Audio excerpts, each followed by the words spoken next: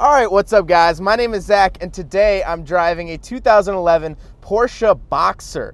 Up front, well, there's nothing. Behind me is a 2.9 liter flat six, and down below is a 6-speed manual transmission. This video is sponsored by CarMarshal.com. If you'd like to support the channel, click the link down in the description below. CarMarshal.com advertises for over 100,000 vehicles across the US. But let's get back, well, let's just enjoy this view for a second here.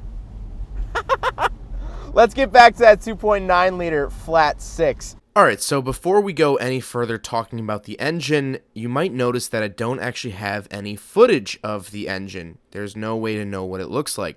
And at first I thought that I was just dumb and I couldn't find the hood latch, blah blah blah, for X, Y, and Z reasons. Now, when I got back and I gave the car back to the owner, I said, hey, would you mind popping the hood? I'd like to get some shots of the engine. And he said, no can do. There is no way for the owner of the car to pop the hood. You have to take it to the dealership and they will service the engine. There's actually no way to look at it because it's so compact, so down low, so shoved in a corner because of the convertible top, and that there is still a trunk. There's no way to service it as a regular owner. They actually have to take the seats out, and then the bulkhead behind the seats has to come out in order to service the engine. There also is no oil dipstick. You cannot check the oil yourself. And so I just want to point this out because this is not only the first time this has ever happened to me with a car, but as an enthusiast, I was really digging this car until I found that out, that I can't even do any service or maintenance to it myself. I have to take it to the dealer. There is no other option. I can't access the engine. And so if you're looking at buying one of these cars, I think you should know that going into it, that you cannot service the engine. You have to have Porsche do it for you. Well, Porsche is known for doing flat six motors, and it is mounted right behind me.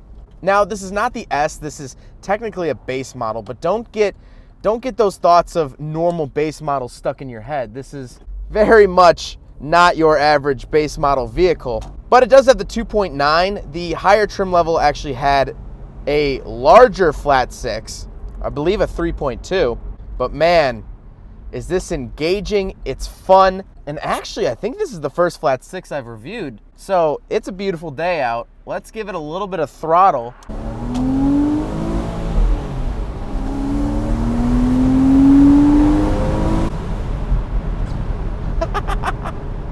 It's nice and smooth. Oh, here's a Mach 1 Mustang.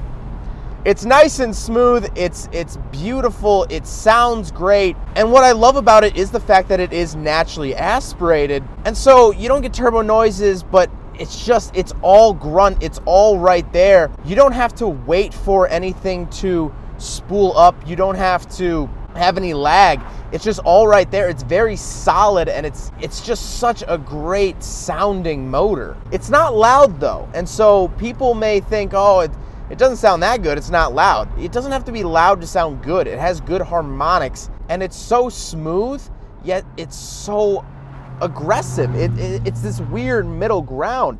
It's almost like a bipolar motor. It can do it both. Now, like I said, paired to it is a 6-speed manual transmission, and for me, this is a big deal because I've driven a lot of Porsches recently. 2019 here has sort of been the year of the Porsche. At least in my own personal life, I've driven a lot this year, but all of them have been the PDK transmission, the automatic. And so now driving a manual, I love it and I hate it. The clutch is pretty heavy. It's a decently heavy clutch. Not the heaviest thing in the world, but it's not the lightest thing in the world. And from a smaller car like this, it's kind of what I expected.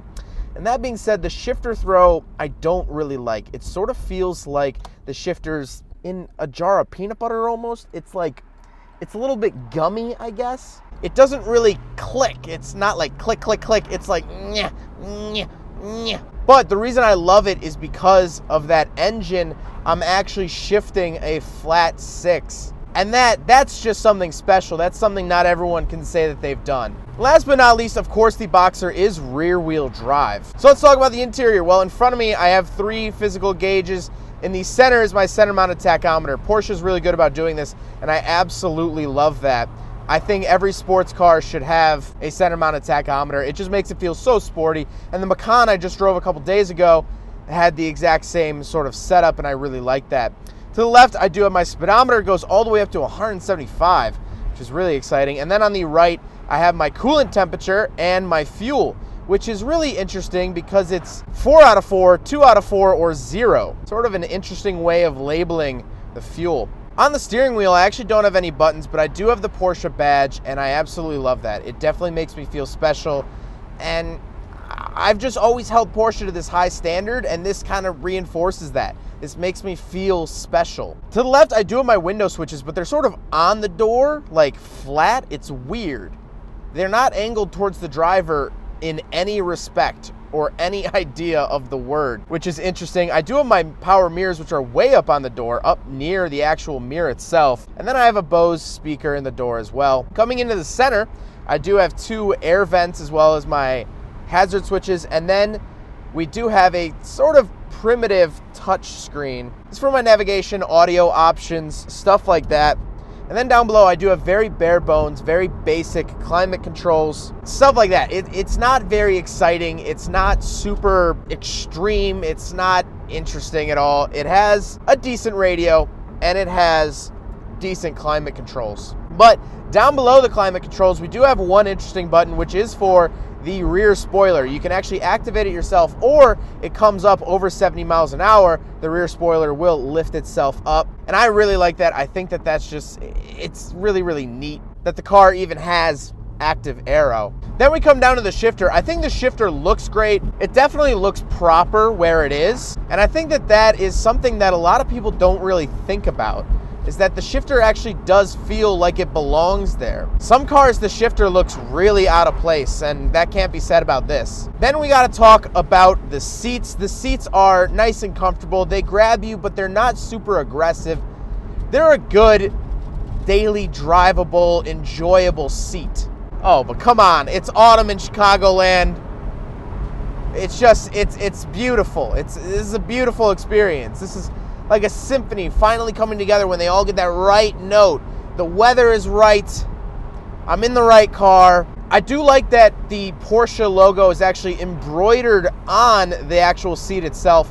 Makes me feel special, and that they didn't just pluck these seats out of, you know, an Audi A3 or something like that. Then down on the center console, we do have the top controls as well. Now, to lower the top, you actually have to turn a physical crank, and then you can lower the top with the button. So you just have to undo a latch, and then the rest is automatic, which is really nice. Then we gotta talk about the looks. It's not the most striking Porsche ever made. It's not the most aggressive looking Porsche ever made. It's not shocking or jaw-dropping, but it looks like a Porsche, and that's all I really care about. It looks right, and it looks good doing it. This is completely stock wheels, everything like that. And overall, I just have to say, with this entire car, I'm so glad I was able to drive this, because it's finally a manual Porsche. You know, a lot of people are probably screaming at YouTube right now saying, oh, they've always made manual Porsches. I haven't driven any yet, and honestly, the way Porsche's going, these are becoming a very, very rare breed. The PDK transmission is an amazingly quick transmission, and that's sort of the way everything's going. And so for me, a 22-year-old, I wasn't even around when air-cooled Porsches were in production, I don't think. I was born in '97, so this is a treat for me. This is something different. This is something we're not really gonna see much of anymore. An actual manual transmissioned Porsche that isn't a GT2, that isn't the top of the line 911. And so I actually did drive a 2019 Cayman, and I loved it. I thought it was amazing. And the Cayman Boxster are pretty interchangeable, for those of you that don't know. I drove a 2019 Cayman, and I loved it. I did an autocross event in it up at Road America. I thought it was great, but there's just something about shifting it myself that is just, it's just the best. There's nothing else to describe it. It's the best feeling. And honestly, a lot of people might be thinking, oh, the Boxster, that's what you buy your wife. You know, for those people that still exist on YouTube. And yeah, sure, if you're a Porsche head, this is a pretty laid-back Porsche. This isn't, you know, all the true grit. This isn't the slimmed-down, cut-down 911. And so yeah, if you wanted to buy someone who isn't as crazy about Porsche as you, a Porsche, this is the one. But saying that it's a girl car, that's just straight up not true. I love the convertible. And you know what? I don't say that much. I'm normally not a big fan of convertibles, but here I am, absolutely loving this. And so huge thank you to Ryan for letting me take out his Boxster. This is just an exquisite experience is what I would genuinely call this. It's not jaw-droppingly fast. It's not brutal. It doesn't have looks that kill, but it does everything right. And so it honestly feels like just the guy who's just, he's doing everything right, but he's just not knocking it out of the park. We all know someone like that. A good, nice guy, friendly, will help you out if you need to move. He'll stand up at your wedding. But he's not a millionaire. He got a speeding ticket last June on the way to Idaho. He's just doing his best. And you know what? Those are the people that'll stick by you when life comes crashing down. And that's how I feel about the Boxster. It's not gonna punch you. It's not gonna kick you in the chest. But it'll hold your hand as you go through beautiful scenery and go through life. I need me one of these. Well, thank you guys so much for watching. Huge thank you to Ryan. Again, this is just an amazing, amazing car. I absolutely love this. You know, every day I fall more and more in love with Porsche. I don't think that they can do too much wrong. But I hope you guys enjoyed the video. Don't forget to rate the video, comment on the video, and subscribe if you really liked it. Take care, guys. Aside from my soul.